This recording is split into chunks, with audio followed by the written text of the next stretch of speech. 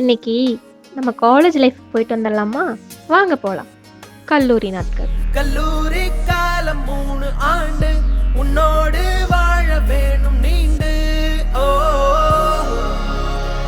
லலே, லலே, லலே.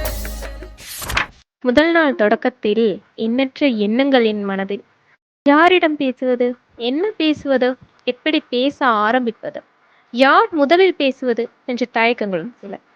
இறுதியில் நண்பர்கள் குழு ஒன்று உருவானது.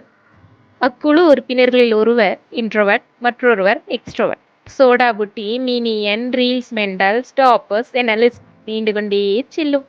கொரோனா அரக்க நாள் கல்லூரி மூடியது ஒரு முழு தேர்வு முடியும் வரை. ஆன்லைன் கிளாஸில் சென்றது ஒரு வருடம் முழுவதும்.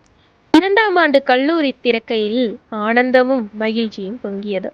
மேசைகள் பிரித்தது எங்களை இடப்பற்றாக்குறைதான்.